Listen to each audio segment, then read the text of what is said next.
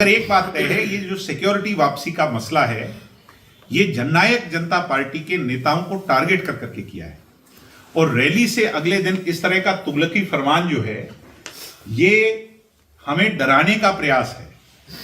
मगर ओपी सिंह, हम तेरी गिदड़ भभकियों से डरने वाले नहीं हैं। चाहे सारी छीन ले, हमें किस बात की चिंता है।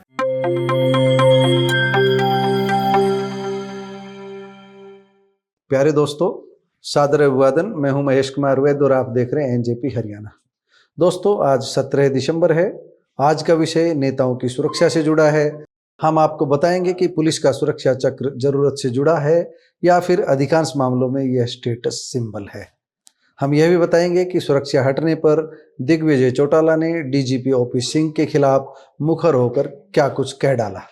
हम यह भी बताएंगे कि इनेलो सुप्रीमो अभय चौटाला आखिर किस वजह से, किस कारण से जेड सुरक्षा की मांग कर रहे हैं और सरकार ने उन्हें अभी किस श्रेणी की सुरक्षा दी हुई है। हम यह भी बताएंगे कि नायब सैनी सरकार ने हाल ही में 72 नेताओं की सुरक्षा क्यों हटाई है। हम यह भी बताएंगे कि प्रदेश में सैकड़ों पुलिसकर्मी मुख्य धारा की ड्यूटी छोड़कर दूसरे कामों में लगे हुए हैं, मुख्य धारा की ड्यूटी से वंचित क्यों हैं, यह भी बताएंगे। क्या जानबूझकर या आकाओं को राजी करने के लिए सरकार ने उन लोगों को भी सुरक्षा दी हुई है जिन्हें इसकी जरूरत नहीं है। कुछ विधायकों के पास 24 से 32 पुलिसकर्मी होने की सूचनाएं हम तक पहुंची है। हम इस बहस में नहीं पड़ रहे हैं कि किस विधायक को कितने पुलिसकर्मी मिल रहे हैं, लेकिन हम एक बुनियादी सवाल उठा रहे हैं, एक बुनियादी सवाल खड़ा कर रहे हैं। इन विषयों पर बात करने से पहले एक बार इनेलो के युवा नेता दिग्विजय सिंह चौटाला की 11 दिसंबर की वह वीडियो क्लिप सुन लीजिए, जिसमें उन्होंने सिक्योरिटी वापस लेने के बाद डीजीपी ओपी सिंह को भला बुरा कहा है। अगर एक बात तय है, ये जो सिक्योरिटी वापसी का मसला है, ये जननायक जनता पार्टी के नेताओं को टारगेट कर करके किया है। और रैली से अगले दिन इस तरह का तुगलकी फरमान जो है, ये हमें डराने का प्रयास है। मगर ओपी सिंह, हम तेरी गिदड़ भभकियों से डरने वाले नहीं हैं। चाहे सारी छीन ले, हमें किस बात की चिंता है। तेरा कोई एहसान थोड़ी है हमारे पर, और तू तो कितने दिन का, चंद दिनों का मेहमान है। ये मैं कह रहा हूं, ये विनाश काले विपरीत बुद्धि। नायब सिंह सैनी को समझ जाना चाहिए कि ये विनाश काल पर चल चुका है। ये आदमी ओपी सिंह जो है, इसने तो ये फैसला ही कर लिया कि बेड़ा गर्क करके मारूंगा इनका, क्योंकि मैंने तो थोड़े दिन के बाद चले जाना है, इनको भी नहीं छोड़ूंगा।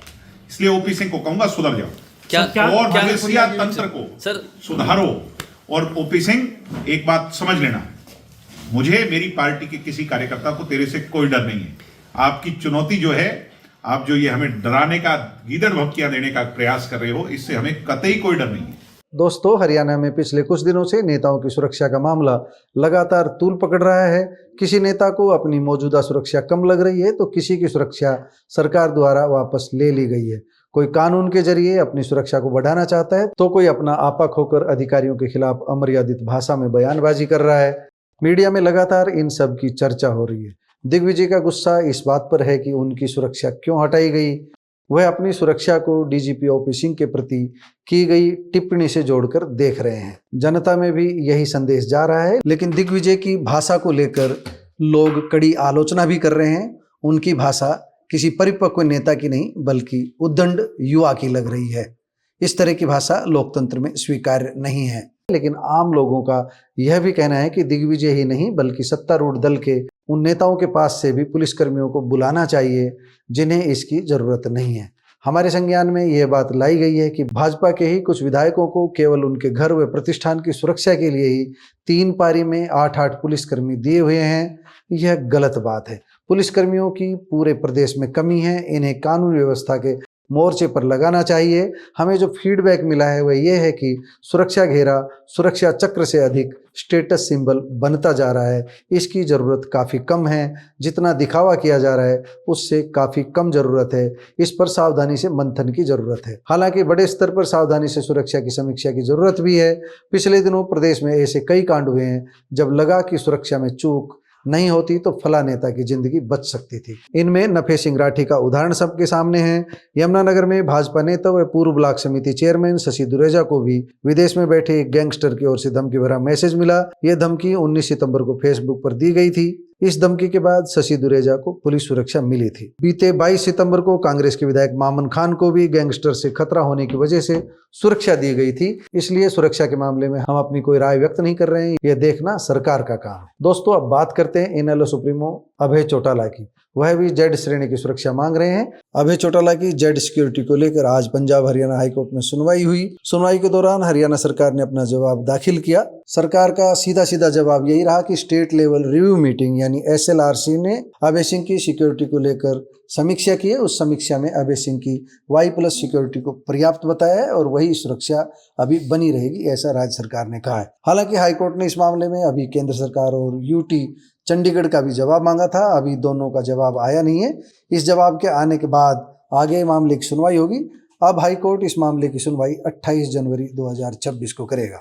हम आपको यह भी बता दें कि अभय सिंह चौटाला को 15 जून 2023 से लेकर 15 जुलाई 2025 तक अलग अलग अज्ञात व्यक्तियों से, विदेशी नंबरों से, गैंगस्टरों से कई बार धमकियां मिली है और कॉल करने वालों ने इसे आखिरी चेतावनी बताया है। इसी आधार पर चौटाला लगातार सुरक्षा की मांग कर रहे हैं। Z+ या Z श्रेणी की सुरक्षा मांग रहे हैं। उन्हें 24 घंटे केंद्रीय एजेंसी का घेरा चाहिए, सुरक्षा घेरा चाहिए, ऐसा उनका अनुरोध है। हम आपको बता दें कि Y+ सिक्योरिटी में 11 सुरक्षाकर्मी होते हैं, 1-2 कमांडो और 2 PSO शामिल होते हैं, जबकि Z+ में 55 से अधिक प्रशिक्षित जवान और NSG कमांडो तैनात होते हैं। और अभय सिंह चौटाला चाहते हैं कि धमकियों की गंभीरता को देखते उन्हें यही सुरक्षा घेरा दिया जाए। अभय चौटाला का कहना है कि उन्हें गैंगस्टरों से लगातार धमकियां मिल रही है और उनके अलावा उनके बेटे और ड्राइवर को भी धमकी भरे मैसेज आए हैं। सरकार को इस पर मंथन करना चाहिए। वह विपक्ष के नेता है, इसलिए हम अपनी कोई राय व्यक्त नहीं कर रहे हैं, लेकिन यह भी काबिले गौर है कि 7 दिसंबर को जुलाना में स्थापना दिवस की रैली के बाद दुष्यंत और दिग्विजय चौटाला सहित आधा दर्जन जजपा नेताओं की सुरक्षा या तो वापस ले ली गई है या उनमें कटौती कर दी गई है। पूर्व ADGP व दुष्यंत के ससुर परमजीत अहलावत और प्रसिद्ध गायक राहुल फाजिलपुरिया की भी सुरक्षा वापस ले ली गई है। राहुल फाजिलपुरिया को जान से मारने की धमकी मिलने के बाद सुरक्षा दी गई थी। मीडिया रिपोर्ट्स की माने तो लगभग 72 लोगों से सुरक्षा वापस ली गई है।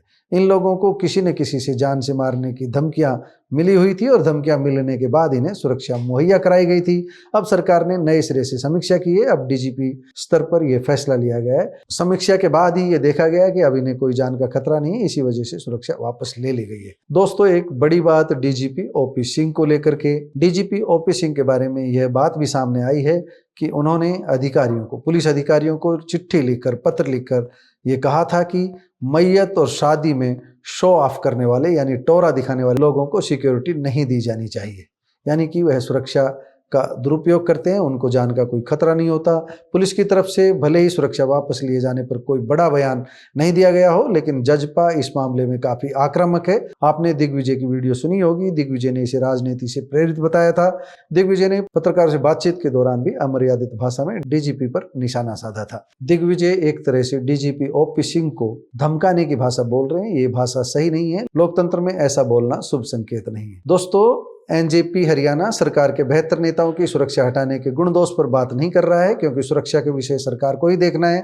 लेकिन यह कहने में हमें कतई संकोच नहीं है कि सैकड़ों पुलिसकर्मी आज भी अकारण मुख्य धारा की ड्यूटी से वंचित हैं। सत्तारूढ़ दल के नेताओं पर सरकार मेहरबान है, जबकि विपक्ष के लोगों पर यह उदारता नहीं दिखाई जा रही। यहाँ किसी का नाम लेने की जरूरत नहीं है, यही सत्य है। दोस्तों, हमारा मानना है कि सुरक्षा को लेकर एक ठोस मैकेनिज्म होना चाहिए, ठोस रणनीति बननी चाहिए, ठोस नियम बनने चाहिए। यह काम हमें नहीं, सरकार को करना है। आप नेताओं की सुरक्षा को लेकर क्या सोचते हैं, कमेंट बॉक्स में जाकर बताइएगा जरूर। नमस्कार, धन्यवाद।